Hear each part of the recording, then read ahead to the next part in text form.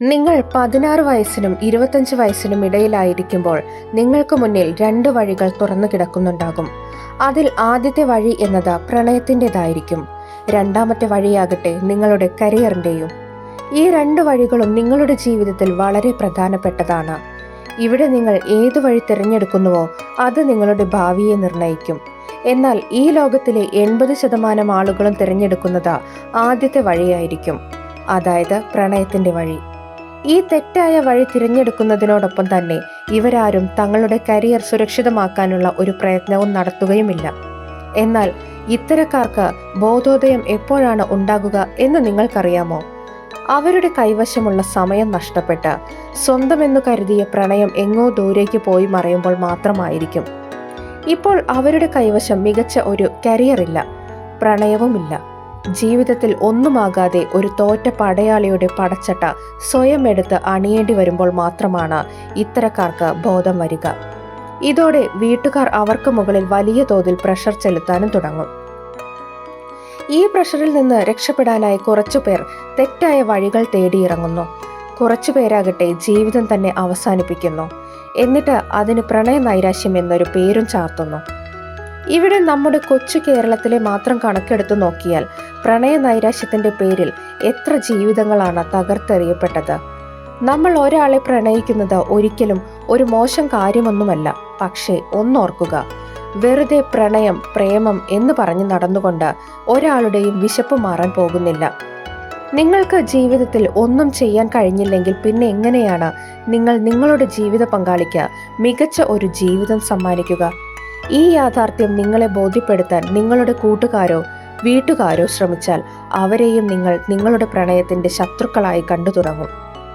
ഇത് നിങ്ങളുടെ എല്ലാവരുടെയും ജീവിതത്തിലെ സത്യാവസ്ഥയാണ്. എന്നാൽ കൂട്ടുകാരെ, നിങ്ങളോട് എനിക്ക് ഒന്നു മാത്രമാണ് പറയാനുള്ളത്. നിങ്ങൾ ഒരാളെ ജീവന് തുല്യം പ്രണയിക്കുന്നുണ്ടെങ്കിൽ, അയാളെ നിങ്ങളുടെ ജീവിതത്തിന്റെ ഭാഗമാക്കാൻ ആഗ്രഹിക്കുന്നുവെങ്കിൽ, അയാളോടൊപ്പം നിങ്ങളുടെ ജീവിതത്തിലെ സ്വപ്നങ്ങൾ കെട്ടിപ്പടുക്കുവാൻ ആഗ്രഹിക്കുന്നുവെങ്കിൽ ആദ്യം നിങ്ങൾ നിങ്ങളുടെ കാലുകളിൽ നിൽക്കാൻ ശ്രമിക്കുക. ആദ്യം നിങ്ങൾ നിങ്ങളുടെ ജീവിതത്തെ സുരക്ഷിതമായ ഒരു പാതയിലേക്ക് കൊണ്ടുവരൂ. അവിടെ നിങ്ങളുടെ ജീവിത പങ്കാളിക്ക് സുരക്ഷിതമായ ഒരിടം നൽകാൻ സ്വയം പ്രാപ്തിയുള്ളവരാവൂ.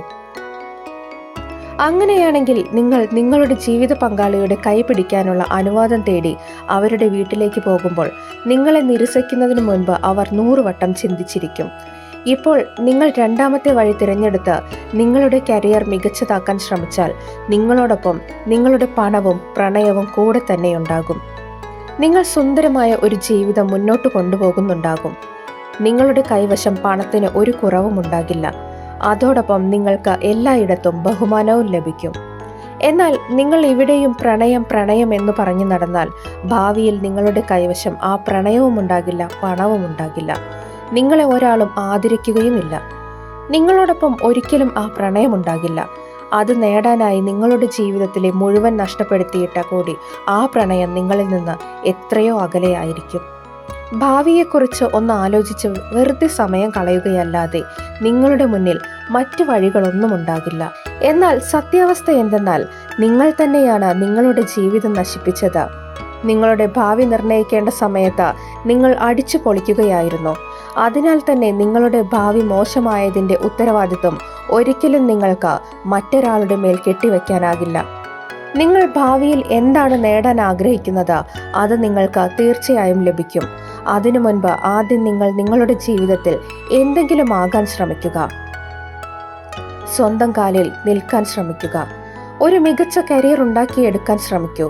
നിങ്ങൾ നിങ്ങളുടെ ജീവിത പങ്കാളിയെയും മികച്ച ഒരു കരിയർ നേടിയെടുക്കാൻ മോട്ടിവേറ്റ് ചെയ്യാൻ ശ്രമിക്കുക. നിങ്ങളുടെ പ്രണയത്തെയും നിങ്ങളുടെ കരിയറിനെയും ബാലൻസ് ചെയ്ത് മുന്നോട്ട് നീങ്ങാൻ പഠിക്കൂ.